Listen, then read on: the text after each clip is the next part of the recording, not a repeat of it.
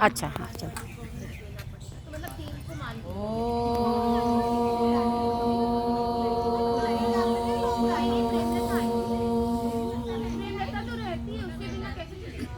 नमः शिवाय।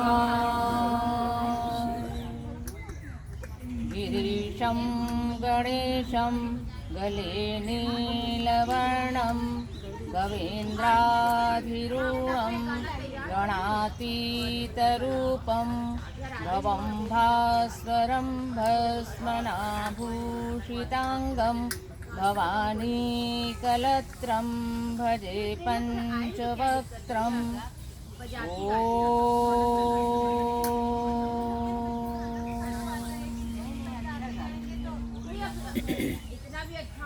शांति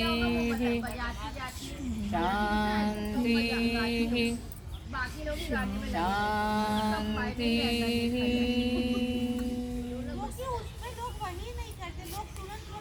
भगवान शिव के रूप की आराधना इस श्लोक में की गई है। आप कहाँ हैं, कैसे हैं, क्या स्वरूप है आपका।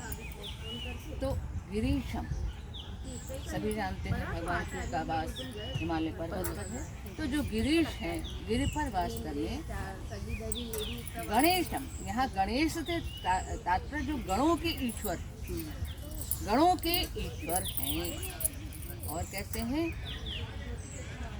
गिरीशम गणेशम गले नीलवर्णम, और आपके गले में का नीला वर्ण है जिसमें आपने गरल धारण कर रखा है, विष पान कर रखा है। और आप कैसे हैं, गवेन्द्राधिरूढ, गवेंद्र कहा गया है वृषभ को, बैल को। आप बैल पर आरूढ़ होने वाले हैं। गणातीत रूपम, असंख्य गणों को उत्पन्न करने वाले ऐसे गण रूप वाले हैं। भवम भास्वरम भस्मनाभूषिता, आप इस संसार में व्याप्त हैं, भव संसार में व्याप्त हैं। और आपके संपूर्ण अंग में भभूति व्याप्त है। भवानी कलत्र, आप भवानी यानी पार्वती के प्रिय हैं। और कैसे हैं, तो ऐसे भगवान पंचवक्त्र, जिनके 5 मुख हैं, ऐसे पंचमुखी शिव को हम भजे, भजे मन प्रणाम करते हैं, नमन करते हैं, स्तुति करते हैं। पंचवक्त्रम, हमेशा हम देखते हैं कि भगवान शिव की पिंडली होती है जिसमें हम आराधना करते हैं।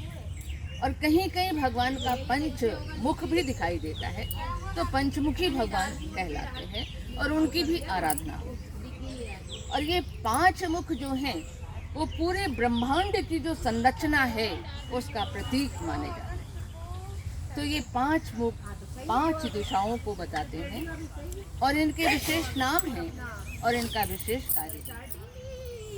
तो पहला नाम है सद्योजात, दूसरा है वामदेव, तीसरा है अघोर, चौथा है तत्पुरुष और 5वां है ईशा। तो जो सद्योजात नाम है, ये सद्योजात नाम जो है वो मूल रूप से सबसे पहले पश्चिम दिशा का बोध कराता है और ये सृष्टि का प्रतीक है, सृष्टि करने वाला। और पृथ्वी तत्व, मैंने बताया भगवान शिव में 5 तत्व हैं, तो ये पृथ्वी तत्व का प्रतीक माना जाता है सद्योजात। उसके बाद स्थिति आती है वामदेव। तो वामदेव जो है वो उत्तर दिशा का प्रतीक माना जाता है और उत्तर दिशा में भगवान कैसे हैं, पालन करने वाले, और वो जल रूप का बोध कराता है, ये वामदेव का रूप। अघोर, अघोर जो कहा गया, तो अघोर जो है वो दक्षिण दिशा को बताता है और ये संहार का प्रतीक है, संहार कराता है कि संहार क्या है। और उसके बाद ये अग्नि तत्व को भी बताता है कि अग्नि तत्व का ये शक्ति। उसके बाद तत्पुरुष की स्थिति आती है और तत्पुरुष क्या है, तो तत्पुरुष जो है वो पूर्व दिशा का बोध कराता है और ये तिरुभाव का, यानी बहुत सारी चीजें भगवान शिव हमसे छिपाते भी, हर चीज प्रकट नहीं होता है, तो वो तिरुभाव का प्रतीक माना जाता है। और उसके बाद स्थिति आती है आपके जो अंतिम है वो ईशान स्वरूप, ईशान जो है वो आकाश का प्रतीक है और वो आकाश तत्व अनुग्रह करने का, भगवान शिव कैसे सब पर अनुग्रह करते हैं उसका प्रतीक माना जाता है। तो ये भगवान शिव के पंचमुख हैं, पंचमुखों का ये बहुत अच्छे से आपने समझाया। बस इतना हम जाना थे पंचमुखी महादेव, ये यहाँ पे है बरुआ घाट तरफ है।